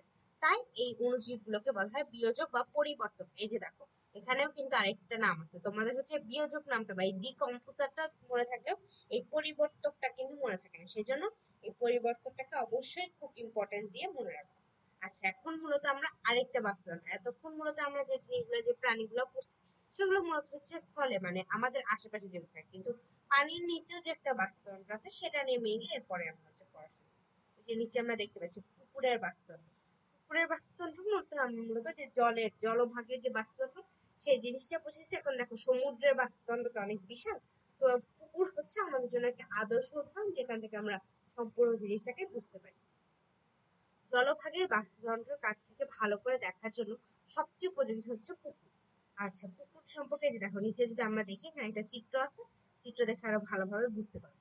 এখানে জড় উপাদান গুলো হচ্ছে বিভিন্ন ধরনের জৈব অজৈব পদার্থ, পানি, সূর্যালোক, carbon die oxide, oxygen, calcium ইত্যাদি।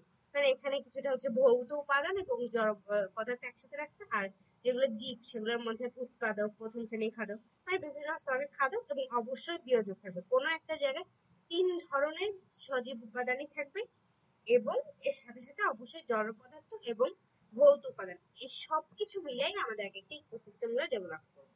আচ্ছা দেখো, এই চিত্রটা কিন্তু ইম্পর্টেন্ট, কোনো কোনো জায়গায় অনেক সময় এই চিত্রটা কিন্তু ড্র করতে দেওয়া হয়। এই জন্য শর্টকাটে তোমাদের এত ডিটেলস না হয়, তোমরা ধরো কিছুটা ফাইটোপ্লাঙ্কটন, কিছুটা হচ্ছে জু প্লাঙ্কটন, প্লাঙ্কটন, এরকম এসে দেখো। ফাইটোপ্লাঙ্কটনটা হচ্ছে সাধারণত উৎপাদক শ্রেণী, অর্থাৎ পানির নিচে যে উদ্ভিদ জাতীয় ছোট ছোট উদ্ভিদ তাদেরকে বলা হয় ফাইটোপ্ল্যাঙ্কটন, আর ছোট ছোট প্রাণীকে বলা হয় জুপ্ল্যাঙ্কটন। ফাইটো মানে উদ্ভিদ, জু মানে হচ্ছে প্রাণী, আর ম্যাক্রোফাইট বলতে মূলত যে ফাইটোপ্ল্যাঙ্কটনে অর্থাৎ বড় বড় উদ্ভিদ গুলাকে বোঝানো হয়েছে, এবং পাশাপাশি যে বিভিন্ন ধরনের খাদক দিবা, আর এই যে ছোট ছোট বিদ্যুৎ অর্থাৎ এদেরকে অণুবীক্ষণিক জীব, অণুজীব। এই জন্য এই চিত্রটা কিন্তু তোমাদের জন্য ইম্পর্টেন্ট, এই চিত্রটা অবশ্যই তোমরা শিখে রাখবা। এবং তোমাদের এই চ্যাপ্টারের প্রথম হোমওয়ার্ক হচ্ছে একটি পুকুরের বাস্তুতন্ত্র হোমওয়ার্ক করে রাখা। এটা সবাই ড্র করবা, ড্র করে লেভেলিংটা অবশ্যই তোমরা সবাই রাইট সাইডে করে এই হোমওয়ার্কটা তোমার সালফিউরিক পেজে অবশ্যই আপলোড করবে, তোমাদের যে গ্রুপটা। আচ্ছা, এখন আমরা এই জিনিসটা সম্পর্কে পড়া শুরু করি। উৎপাদক। উৎপাদক হচ্ছে সালোক সংশ্লেষণকারী বিভিন্ন প্রকার শৈবাল ও অগভীর পানির উদ্ভিদ। পানিতে ভাসমান ক্ষুদ্র জীবদের প্লাঙ্কটন বলে। এই যে ক্ষুদ্র জীব অর্থাৎ জীবের মধ্যে উদ্ভিদও পড়বে, প্রাণীও পড়বে।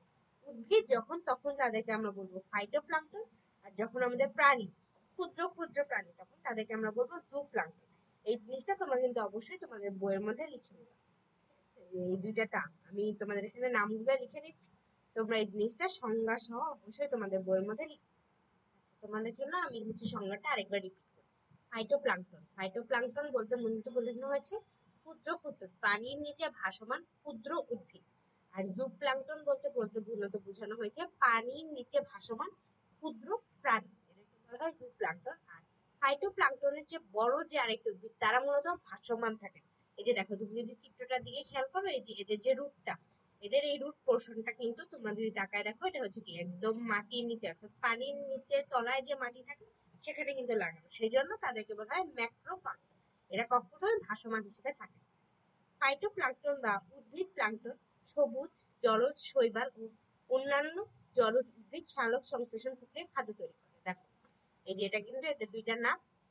এরা তারপর হচ্ছে শৈবাল, এরা হচ্ছে পানির নিচের যে বাস্তুতন্ত্র সেখানে উৎপাদক হিসেবে কাজ করে।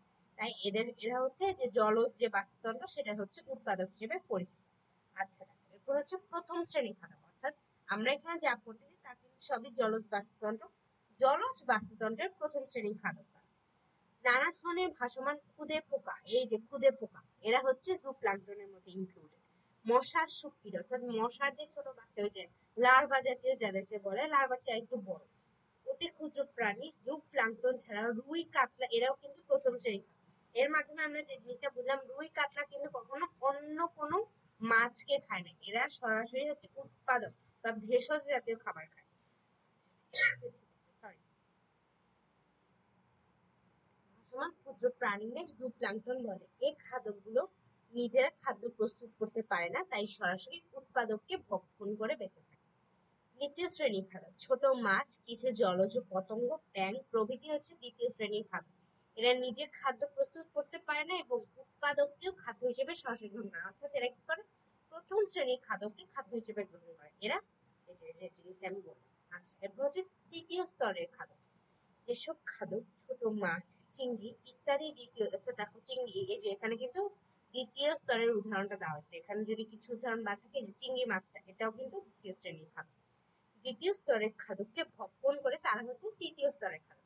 শোল, বোয়াল, অর্থাৎ দেখো রুই কাতলা যেমন কি এরা কিন্তু সরাসরি হচ্ছে উদ্ভিদ উৎপাদককে খাদ্য হিসেবে গ্রহণ করতো, কিন্তু এই যে শোল, বোয়াল, ভেটকি এই ধরনের যে মাছগুলা তারা কিন্তু অন্যান্য ছোট মাছগুলাকে খায়। প্রভৃতি বড় মাছ, বক ইত্যাদি হচ্ছে তৃতীয় শ্রেণী বা সর্বোচ্চ শ্রেণীর খাদ্য। আচ্ছা দেখো, মানে অনেক সময় দেখো, অনেক সময় এই যে শোল মাছ খেলো, শোলকে আবার বক খেলে, তখন কিন্তু বক আবার চতুর্থ স্তরের খাদ্য হবে। এখন যদি সরাসরি এই যে দ্বিতীয় স্তরকে বক খায় তাহলে বক তৃতীয় স্তর, কিন্তু কখনো কখনো অনেক সময় দেখা যায় বক কিন্তু বড় বড় মাছ খায়, ছোট খাইলেও বক। তারপর অনেক সময় তুমি দেখো ঈগলও কিন্তু পুকুর থেকে মাছ ধরে খায়। এই ধরনের এক্ষেত্রে এরা তখন হয়ে যাবে তো চতুর্থ স্তরে বা সর্বোচ্চ স্তরে। আচ্ছা দেখো, বিয়োজন। পুকুরের পানিতে বহু ছত্রাক ও ব্যাকটেরিয়া মৃতজীব হিসেবে বাস করে, এদেরকে মূলত বিয়োজক বলা হয়। এরা পানিতে ভাসমান বা পানির তলায় কাদার মধ্যে বাস করে। এরা জীবিত বা মৃত প্রাণীদের আক্রমণ করে এবং পচনে সাহায্য করে, ফলে উৎপাদকের এর ব্যবহার উপযোগী জৈব অজৈব রাসায়নিক পদার্থ পুনঃসৃষ্টি। দেখো, মাটি ইত্যাদিতে আমরা যেরকম তাও কিছুটা হলে সার প্রয়োগ করি, কিন্তু পানির নিচে আমরা কিন্তু কখনো সার দিতে জানি, কিন্তু ওখানেও কি উদ্ভিদ গুলো ভালোভাবে কিন্তু দেখো বড় হচ্ছে, ফুল ফুটতেছে, যেগুলো জলজ উদ্ভিদ, তাহলে তাদের তো অবশ্যই বিভিন্ন ধরনের যে রাসায়নিক মানে সার ওই ধরনের জৈব অজৈব পদার্থ কিন্তু তাদেরও প্রয়োজন। সেই জন্য ওই যে জৈব পদার্থগুলো সেগুলো হচ্ছে যে পানিতে যে বিভিন্ন ধরনের জৈব পদার্থগুলো আছে তারা যখন মারা যাচ্ছে তাদের আবার বিয়োজন হচ্ছে, সেখান থেকে আবার তারা তাদের ওই যে হিউমাস বা জৈব জড় পদার্থগুলো অর্গানিক কম্পোনেন্ট সেগুলো কিন্তু তারা ওখান থেকে পাচ্ছে। এই জন্যই এগুলো মূলত একটা সাইকেলের মতো একটা আরেকটা সাইকেলের উপর কানেক্ট। তো এখান থেকে তোমরা এগুলো সম্পর্কে কিছুটা ডিটেইলস পড়বা, এটা যদি তোমাদের লিখিত আকারে আসে গ বা ঘয়ে, কিন্তু বেশিরভাগ সময় ওই যে চিত্রটা অর্থাৎ পুকুরের বাস্তুতন্ত্রটা আঁকতে আসে, সেই জন্য ওই চিত্রটা কিন্তু খুবই ইম্পর্টেন্ট, তাই সবাই হোমওয়ার্কটা কিন্তু অবশ্যই করবে। এবং আছে যে নোটটা সেটাও তোমরা অবশ্যই নোট করে দেখবে যে তোমাদের যে ফ্রি এসএসসি 25 এর যে গ্রুপটা সেখানে কিন্তু অবশ্যই আপলোড করবা। আমি সবার নোট চেক করবো এবং সেখানে কারো যদি কোনো প্রবলেম থাকে সেটাও তোমরা হচ্ছে লিখে আমাকে মেনশন দিয়ে আমি তোমাকে পৌঁছে দেওয়ার চেষ্টা করবো। তারপর আমি হচ্ছে নতুন আরেকটা টপিক নিয়ে শুরু করি, সেটা হচ্ছে খাদ্য শৃঙ্খল বা খাদ্য শিকল। ফুড চেইন মানে খাদ্যের উপর ভিত্তি করে যদি আমরা একটা চেইন বা শিকল তৈরি করা, একজনের উপর আরেকজন মানে কিভাবে কানেক্টেড সেই জিনিসটা দেখে মূলত আমরা এই ফুড চেইনের মাধ্যমে দেখতে পাই। তো চলো দেখি জিনিসটা কি আমরা একটু জানার চেষ্টা করি। উদ্ভিদ হিসেবে সবুজ উদ্ভিদ যেকোনো বাস্তুতন্ত্রের জীব উপাদানগুলোর মধ্যে প্রথম সবার আগে মানে এই নামটা থাকে। আচ্ছা, এই চ্যাপ্টারটা কিছু ক্ষেত্রে তোমাদের একটু বোরিং লাগতে পারে যে জিনিসটা একই টাইপের জিনিসই বারবার আসছে, কিন্তু এই জিনিসটাকে তোমরা যদি একটু ইন্টারেস্ট নিয়ে বোঝার চেষ্টা করো তাহলে হচ্ছে তোমাদের মজা লাগবে। কিন্তু হ্যাঁ, এখানে কিছুটা গদ বাঁধা কথা বা অনেক সময় তোমাদের মার্কস কম আসতে পারে। তো তোমরা এই চ্যাপ্টারটা অ্যান্সার করার ট্রাই করবা তখনই যখন মনে করো তোমাদের একদম তুমি অন্য কোনো চ্যাপ্টার পারতেছো না বা অন্য কোনো চ্যাপ্টার থেকে তুমি বুঝতে পারছো। কারণ এই ক্ষেত্রে তুমি যদি যতই লিখো অনেক সময় তোমাদের মার্কস, হ্যাঁ, এখান থেকে যেগুলো এমসিকিউ আসবে সেগুলো তোমাদের ইম্পর্টেন্ট, বা তুমি যদি চিত্র টাইপের জিনিস আঁকতে পারো তাহলে তোমার ভালো মার্কস আসবে। কিন্তু হ্যাঁ, অনেক সময় কিছু কিছু ক্ষেত্রে কারো টার্গেট থাকে যে 10 on 10 সিকিউতে, এটা এই চ্যাপ্টারের ক্ষেত্রে একটু কম আসতে পারে, মানে 9 বা 8.5 এরকম মার্কস তুমি যত ভালোই লিখো সর্বোচ্চ তোমরা হচ্ছে পেতে পারো। তারা খাদ্য তৈরি না করলে তৃণভোজী প্রাণী এবং মাংসাশী প্রাণীরা খাদ্য সংকটে পড়ে মারা যেতে। মানে দেখো যে উৎপাদকে যদি খাদ্য তৈরি না করে তাহলে বাকিরা খাবার কই পাবে? মেইন একজন সে হচ্ছে প্রডিউসার, তাকে তো খাদ্য অবশ্যই তৈরি করতে হবে, তারপরে তো কনজিউমাররা খাবারটা পাবে। যখন খাদ্য শক্তি উৎপাদক থেকে শুরু করে বিভিন্ন স্তরের খাদকদের মধ্যে প্রভাবিত হয় তখন সে প্রভাবকে একই সাথে খাদ্য শিকল বা খাদ্য শৃঙ্খল বলে। এটা হচ্ছে তোমাদের খাদ্য শিকল বা খাদ্য শৃঙ্খলের সংজ্ঞাটা। সংজ্ঞাটা কিন্তু অবশ্যই তোমাদের জন্য গুরুত্বপূর্ণ, এই জন্য সবাই। আচ্ছা, ঠিক আছে, তাহলে আমরা তারপরে আমরা একটু আগে নিচে হচ্ছে যে দেখো সরাসরি তোমাদের জন্য একটা হচ্ছে খাদ্য শিকল দেখানো হয়েছে। মাঠে সবুজ ঘাসে যে সবুজ ঘাস যে প্রথম সে হচ্ছে উৎপাদক, ঘাস ফড়িং ঘাসের যে অংশবিশেষ খেয়ে থাকে সে হচ্ছে বাঁচে। যে ঘাস ফড়িং ঘাস কিন্তু তাদের প্রধান খাদ্য, আবার ব্যাঙ ওই ঘাস ফড়িংকে খাদ্য হিসেবে গ্রহণ করা হয়। এ হচ্ছে তৃণভোজী, এ হচ্ছে মানে প্রথম শ্রেণীর খাদ্য, দ্বিতীয় শ্রেণীর খাদ্য, তৃতীয় শ্রেণী বা টার্সিয়ারি এই যে সর্বোচ্চ শ্রেণীর খাদ্য।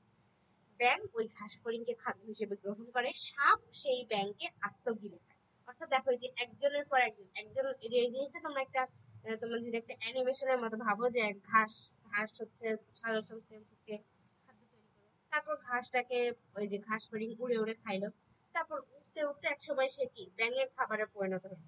আবার ব্যাঙ লাফালাফা চলতে চলতে কোত্থেকে একটা সাপ এসে খপ করে তাকে গিলে ফেলে নিল। খপ করে গিলে খেয়ে সাপটা যখন আবার হাঁটা শুরু করলো তখন পিছন থেকে কুমিরের মতো একটা মানে গুইসাপটা আসলে কিছুটা কুমিরের মতো দেখতে। একসময় আমি হচ্ছে একসময় আমার দাদু বাড়িতে গিয়ে গুইসাপ প্রথম দেখে আমি হচ্ছে মানে ওখানে একটা কল করবার টিউবওয়েল বলে না, টিউবওয়েলের ওখানে গেছি পানি ভরা দেখতে। তো ওই সময় আমি দেখছি কুমিরের বা বড় টিকটিকি এরকম কিছু একটা, মানে কালারটা হচ্ছে টিকটিকির মতো কিন্তু দেখতে আবার কুমির, ইভেন কুমিরের মতো কিন্তু হাঁটতেছে। আমি দেখে চিৎকার দিচ্ছি আলো কুমির কুমির, তখন হচ্ছে আমার হচ্ছে কাজিন বড় বোন সে দেখে বলতেছে না না হচ্ছে গুইসাপ গুইসাপ, এটা অতটা মানে মানে কুমির যেরকম ভয়ঙ্কর ওরকম ভয়ঙ্কর না, এরা নিঃশব্দে হচ্ছে যে গ্রাম অঞ্চলের দিকে থাকে, নিঃশব্দে হাঁটাহাঁটি করে, সাধারণত মানুষের কোনো ক্ষতি করে না, মানুষকে এরা ভয় পায়। কিন্তু প্রথমবার তোমরা দেখবা জিনিসটা দেখে একটু ভয় লাগা, আমি তো অন্তত ভয় পাইছিলাম। আচ্ছা দেখো, তাহলে সুযোগ পেলে ওই গুইসাপ আবার সাপটিকে গিলে খাবে, সেক্ষেত্রে খাদ্য শিকলটিকে নিচের মতো দেখা যায়। এই ক্ষেত্রে দেখো যে প্রত্যেকটা ক্ষেত্রে অ্যারোটা কিন্তু একতরফা, অর্থাৎ পিছনে দিয়ে কিন্তু ব্যাক হচ্ছে না, একমুখী শক্তির যে প্রভাবটা হচ্ছে। কিন্তু হ্যাঁ, প্রতি ক্ষেত্রে অবশ্যই শক্তি কিন্তু কমে যাচ্ছে। এই জিনিসটা আমরা যখন আমি তোমাদেরকে শক্তি রূপান্তর করাবো তখন তোমাদেরকে জিনিসটা আরো ভালোভাবে ক্যালকুলেট করে দেখাই। এখন আবার এই যে খাদ্য শিকল বা চেইন, এটার আবার বিভিন্ন ধরনের প্রকারভেদ আছে, এই প্রকারভেদগুলো কিন্তু তোমাদের জন্য important। এই জন্য ইভেন এই খাদ্য শিকল যে টপিকটা, এই টপিকটাই এই চ্যাপ্টারে সৃজনশীল আসার জন্য ইম্পর্টেন্ট একটা টপিক। এখন দেখো বিভিন্ন ধরনের খাদ্য শিকল দেখা যায়, এর মধ্যে হচ্ছে শিকারজীবী খাদ্য শিকল, তারপর হচ্ছে পরজীবী খাদ্য শিকল এবং মৃতজীবী খাদ্য শিকল। আচ্ছা, শিকারজীবী খাদ্য শিকল বা প্রিডেটর ফুড চেইন, যে খাদ্য শিকলে প্রথম স্তরের খাদক আকারে সবচেয়ে ছোট থাকে, অর্থাৎ ছোট থেকে বড়, অর্থাৎ একজন আরেকজনকে শিকার করে খাচ্ছে। প্রত্যেকের আকার কিন্তু বড়। ওই যে তুমি যদি এর আগেরটাকেই দেখো, এক্ষেত্রে হচ্ছে এই যে প্রথমে ঘাস, ঘাসের পর ঘাস ফড়িং খুব ছোট, ঘাস ফড়িং এর কি ব্যাঙ একটু আকারে বড়, ব্যাঙের চেয়ে সাপ আরো বড় এবং সাপের চেয়ে সর্বোচ্চ যে গুইসাপ সর্বোচ্চ আকার। পর্যায়ক্রমে হচ্ছে উপরে খাদকরা নিচের স্তরে খাদক শিকার করে খায়, মানে কেউ কাউকে রেডি করে দিচ্ছে। দেখো তোমাকে কি ব্যাংকে কে যে ঘাস ফড়িংকে মেরে রান্না করে খাওয়াই দিবে সেরকম, অর্থাৎ একজন আরেকজনকে কিন্তু শিকার করে খাচ্ছে। এই জিনিসটাকে মূলত শিকারজীবী ভূত বলে। তো তোমাদের এই টপিক থেকে একটা হোমওয়ার্ক হচ্ছে, তোমরা প্রত্যেকে হচ্ছে যে তিনটা উদাহরণ আছে, তিনটা উদাহরণের বইয়ের বাইরে নতুন করে একটা করে খাদ্য শিকল লিখে হোমওয়ার্ক করবে। অবশ্যই চিত্রটার পরে এটা হচ্ছে যে তোমরা একটা শিকারজীবী খাদ্য শিকল, তোমরা একটা পরজীবী খাদ্য শিকল, এরকম তিনটা খাদ্য শিকলের নতুন একটা উদাহরণ বইয়েরটা না সেটা লিখবা। দেখি তোমরা কে কথাটা যেটা বুঝছো সেটা এখান থেকে আমি একটু বুঝতে পারবো। আচ্ছা দেখো, পরজীবী খাদ্য শিকল বা প্যারাসিটিক ফুড চেইন। পরজীবী উদ্ভিদ ও প্রাণী অধিকাংশ ক্ষেত্রে নিজেদের যে বড় আকারের পশুর দেহ থেকে খাদ্য গ্রহণ করে। কোনো কোনো ক্ষেত্রে একটি পরজীবীর উপর আরেক ধরনের ক্ষুদ্রতর পরজীবী তাদের খাদ্যের জন্য নির্ভরশীল। সেক্ষেত্রে খাদ্য শিকারের প্রথম ধাপে সবুজ উদ্ভিদ নাও থাকতে পারে। মানে দেখো এক্ষেত্রে পরজীবীর ক্ষেত্রে উৎপাদক প্রয়োজন নেই। ধরো প্রথম যে প্রাণী সে উৎপাদক না হলে সে হয়তো উৎপাদক থেকে খাদ্য পাচ্ছে, কিন্তু এখানে যে প্রথম যার কাছ থেকে শক্তিটা ট্রান্সফার হচ্ছে সে উৎপাদক না হয় খাদক জাতীয়, অর্থাৎ প্রাণী হইতে পারে।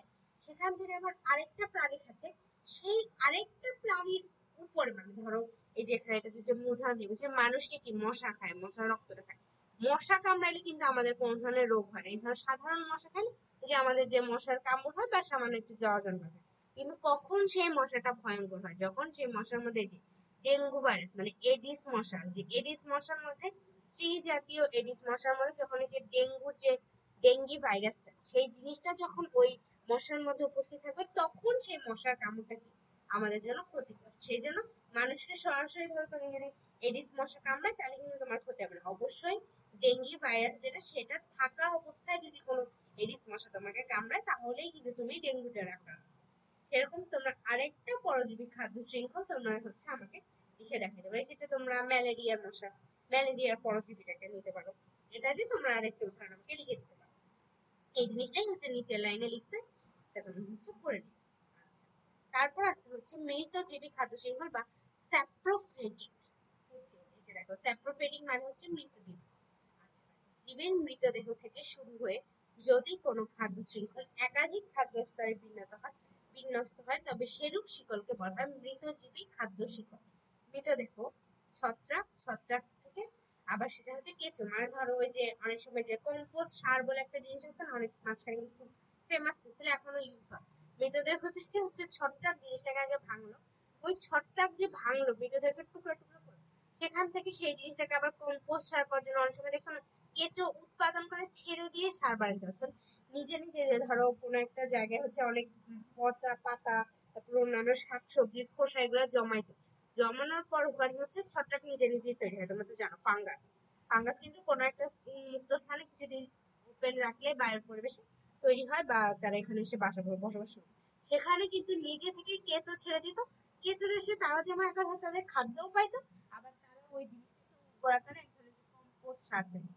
সেরকম এটা হচ্ছে এক ধরনের মৃতজীবী খাদ্য শিকল। তো তোমরা এরকম আরেকটা মৃতজীবী খাদ্য শিকল উদাহরণ, এই তিনটা উদাহরণ তোমরা অবশ্যই লিখে, মানে তোমার চাইলে হচ্ছে ডেফিনেশন মানে সংজ্ঞাটা লিখে একটা করে উদাহরণ, বা তুমি একটা সরাসরি একটা খাদ্য শিকল লিখলে এবং সেটা কি কারণে মৃতজীবী বা কি কারণে পরজীবী সেই জিনিসটা একটু এক্সপ্লেন করবে। এটা হচ্ছে তোমাদের আরেকটা হোমওয়ার্ক এই চ্যাপ্টার থেকে, এই ফার্স্ট ক্লাসে।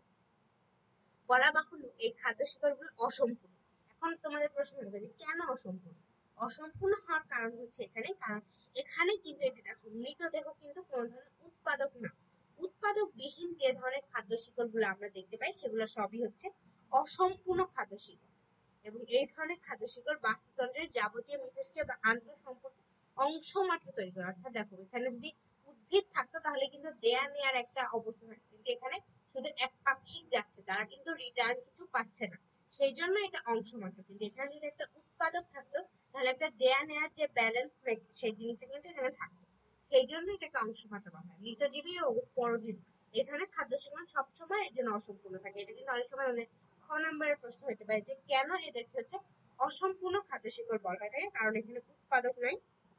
এই উভয় প্রকার খাদ্য শিকড় তাদের কার্যকারিতা বজায় রাখার জন্য শিকারজীবী খাদ্য শিকড়ের প্রথম এক বা একাধিক স্তরের উপর নির্ভরশীল। মানে প্রথম যে জীবটা থাকবে সে তার খাদ্য কিন্তু অন্য কোনো উৎপাদক থেকে পাইছে, সেই জন্য এই জিনিসটা আসলে যে অসম্পূর্ণ, মানে এটা হচ্ছে কোনো একটা খাদ্য জালের কোনো একটা খাদ্য শিকলের একটা অংশ, সেই জন্য এই জিনিসটা অসম্পূর্ণ। আচ্ছা, এখন আমরা হচ্ছে যে জিনিসটা করবো সেটা খাদ্য জাল। কয়েকটা খাদ্য শিকল, ধরো কোনো একটা ইকোসিস্টেমে যে আমরা জলজ বাস্তুতন্ত্র করলাম একটা পুকুর, ওই সম্পূর্ণ পুকুরে যতগুলো জীব আছে তাদের মধ্যে যে কানেকশন, ফুড খাদ্য আদান প্রদান, সেই সম্পূর্ণটাকে বলা হয় হচ্ছে একটা খাদ্য জাল, এবং ওর মাঝখানে ক্ষুদ্র ক্ষুদ্র অংশ হচ্ছে খাদ্য শিকড়। আমি যদি আরো ভালোভাবে তোমাদের জিনিসটা বুঝাই যে কতগুলো খাদ্য শিকড় মিলে যে জালের মতো একটা আকার তৈরি করে সেটাকে মূলত খাদ্য জাল বলা হয়। অধিকাংশ ক্ষেত্রে দেখা যায় বাস্তুতন্ত্রের খাদ্য শিকড়ে একই খাদ্য বিভিন্ন স্তরে স্থান পেতে পারে। এভাবে বেশ কয়েকটি খাদ্য শিকড় একত্রিত হয়ে যে একটি জালের মতো তৈরি করে একে খাদ্য জাল বলে। তাহলে এটা হচ্ছে খাদ্য জালের যে আমাদের ডেফিনেশনটা, সেটা মানে সংজ্ঞাটা, যে কয়েকটা খাদ্য জাল মিলে সম্পূর্ণ যে খাদ্য শিকড় মিলে সম্পূর্ণ একটি জালের মতো যে তৈরি করে সেটা হচ্ছে খাদ্য জাল তৈরি করে। এটাই হচ্ছে আজকে আমাদের লাস্ট টপিক। বাকিটুকু হচ্ছে আমরা আরেকদিন আরেকটা ক্লাসে করবো।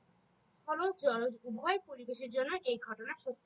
পুকুরের বাস্তুতন্ত্রের ক্ষেত্রে নিচের উপাদানটি থেকে আরো স্পষ্ট হবে, মানে তোমরা যে পুকুরের চিত্রটা আঁকলা সেখানে ওই জিনিসটা থেকেই মূলত এই যে বাস্তুতন্ত্র তুলে আনা হয়। এই যে দেখো শৈবাল, শৈবালকে একভাবে যখন এই জু প্লাঙ্কটন খাচ্ছে, জু প্লাঙ্কটনকে বড় মাছ খেলো, বড় মাছ খেলেও কিন্তু অনেক সময় এখানেই তোমাদের খাদ্য যে ফুড চেইনটা, খাদ্য শিকড়টা কমপ্লিট হয়েছে। আবার যদি এই বড় মাছটা আবার বাঘ পাখি খায় তাহলে হচ্ছে এ আর, তার মানে এ হচ্ছে উৎপাদক, প্রথম শ্রেণীর খাদক, দ্বিতীয় শ্রেণীর খাদক, সর্বোচ্চ খাদক। আবার অনেক সময় এখানেও শেষ হয়ে যেতে পারে, অনেক সময় বড় মাছই সর্বোচ্চ খাদক হবে, মানে ধরো ওই মাছটাকে আর কেউ যতক্ষণ না খাবে ততক্ষণ সেই কিন্তু সর্বোচ্চ খাদক হবে। আবার যদি শৈবালকে জু প্লাঙ্কটন খায়, জু প্লাঙ্কটনকে আবার ছোট একটা মাছ খেলো, ওই যে আমরা পড়ে আসছি বোয়াল, শোল, এরা আবার ছোট মাছ, তখন ছোট মাছকে আবার একটা বড় মাছ খেলো, বড় মাছকে আবার সরাসরি বাজ পাখি খেলো, আবার কোনো কোনো সময় ছোট মাছকে সরাসরিও বাজ পাখি খায়। অর্থাৎ আমরা একটা যে জায়গায় একটা ইকোসিস্টেমে কয়েক ধরনের বা কয়েক ভাবে একটা প্রাণী থাকে, মানে ও কোনো ভাবে বড় মাছের সরাসরি খাদ্য হতে পারে, ছোট মাছের খাদ্য হতে পারে, আবার ছোট মাছ সরাসরি বাজ পাখির খাবার হতে পারে, সরাসরি বড় মাছের খাবার হতে, মানে এখানে তুমি কয়েক ভাবে কয়েকটা তুমি ফুড চেইন দেখাইতে পারবে, তারপর সেটা মিলে একটা ওয়েব তৈরি করবে। এই জন্য এই একটা জায়গায় বিভিন্ন ভাবে বিভিন্ন সময় তার যে অবস্থান এটা পরিবর্তন হয়ে যাবে। এই যে দেখো এখানকার যে খাদ্য শিকড় গুলো সেটা নিচে দেখানো আছে, এই যে প্রথমটা শৈবাল, ছোট মাছ, বাজ পাখি, এটা একটা। আবার অনেক সময় শৈবাল, জুপ্লাঙ্কটন, বড় মাছ, বাজ পাখি, আবার শৈবাল, ছোট মাছ, বড় মাছ, বাজ পাখি। আবার এটা যদি সর্বোচ্চ বড় হয়, শৈবাল, জুপ্লাঙ্কটন, ছোট মাছ, বড় মাছ, বাজ পাখি। আবার আরেকভাবে যদি দেখি শৈবাল, জুপ্লাঙ্কটন, ছোট মাছ, বাজ পাখি। এক্ষেত্রে যে এটা দেখো সর্বোচ্চ বড়, এখানে এ হচ্ছে উৎপাদক, তারপর তৃণভোজী বা প্রথম শ্রেণীর খাদক, দ্বিতীয় শ্রেণীর খাদক, তৃতীয় বা টারশিয়ারি, এটা যদি গৌণ হয় তাহলে এটা তৃতীয় বা টারশিয়ারি খাদক, এবং এই যে সর্বোচ্চ এ হচ্ছে সর্বোচ্চ খাদক বা যে চতুর্থ শ্রেণীর খাদক। এই ক্ষেত্রে এখানে এই বাকি প্রত্যেকটা ক্ষেত্রে কিন্তু এরা দেখো সর্বোচ্চ খাদক, কিন্তু এর জন্য কিন্তু চতুর্থ খাদক না। এই প্রত্যেকটা ক্ষেত্রে তৃতীয় এবং কখনো কখনো দ্বিতীয় স্তরের খাদকেই কোনো একটা খাদ্য শিকড় কিন্তু সম্পূর্ণ হয়ে যেতে পারে। তো এর পরের পৃষ্ঠে হচ্ছে তোমাদের জন্য আরেকটা বাস্তুতন্ত্রের খাদ্য জাল দেওয়া আছে, এখান থেকে তোমরা বের করে দেখাবা সর্বোচ্চ কয়টা খাদ্য শিকড় তোমরা বের করতে পারো। এখান থেকে আমি যতদূর, আমি যখন প্র্যাকটিস করছিলাম তখন মনে হয় 9টার মতো আসে। তো তোমরা হচ্ছে আরেকবার করে এই জিনিসটা একটা, এটা তোমাদের হচ্ছে 3টা হোমওয়ার্ক। আচ্ছা, তোমাদের একটা ক্লাসে আমি 3টা হোমওয়ার্ক, একটা হচ্ছে পুকুরের বাস্তুতন্ত্রটা আঁকবা, জাস্ট স্কেচে, মানে স্কেচ না মানে পেন্সিল দিয়ে ড্র করে ওটা হচ্ছে তোমরা লেবেলিং করবা। দেন সেকেন্ড হচ্ছে তোমরা 3 ধরনের খাদ্য শিকড় লিখবা, এন্ড তোমাদের থার্ড হোমওয়ার্কটা হচ্ছে এই যে এখানে যে খাদ্য জলটা আছে এখানে কতগুলো খাদ্য শিকড় আছে সেই জিনিসটা আইডেন্টিফাই করবে, তোমরা নাম্বার দিয়ে একটা পেজে হচ্ছে খাদ্য শিকড় গুলো লিখবা। এই তিনটা হচ্ছে তোমাদের এই চ্যাপ্টারের ফার্স্ট ক্লাসের নোট। আর সাথে তোমরা অবশ্যই নোটটা করে তোমরা তোমাদের যে গ্রুপটা আছে সেখানে লিখে দিবা। আর কারো যদি কোনো টপিক হ্যাঁ আমি বুঝানোর পর তোমরা বুঝতে পারো না, অবশ্যই সেখানে তুমি আমাকে মেনশন দিও, আমি যথাসম্ভব চেষ্টা করবো তোমাদেরকে জিনিসটা বোঝানোর জন্য। ঠিক আছে? তো আজকে এই পর্যন্তই, বাকি অংশটা হচ্ছে আমরা পরের আরেকটা ক্লাসে পড়ে ফেলবো। তো সে পর্যন্ত তোমরা সবাই ভালো থাকো। অবশ্যই এই যে গরম যে আমাদের যে আবহাওয়াটা বর্তমান এর মধ্যে যে হিট ওয়েভটা চলতেছে এর মধ্যে অবশ্যই নিজের যে সুরক্ষার দায়িত্ব সেটা নিজেদের এই জন্য যথাসম্ভব সুস্থ থাকার চেষ্টা করো। সবাই ভালো থাকো, আর অবশ্যই পড়াশোনাটা চালিয়ে যাও যাতে সামনে তোমাদের টেস্ট পরীক্ষা অনেকে বা প্রি টেস্ট সেগুলো হচ্ছে তোমরা ভালো করতে পারো আস্তে আস্তে, এই ধারাটা তোমরা এসএসসি পর্যন্ত ধরে রাখো। তো সে পর্যন্ত সবাই ভালো থাকো, আর আমার জন্য সবাই দোয়া করো। তো আজকের মতো সবাইকে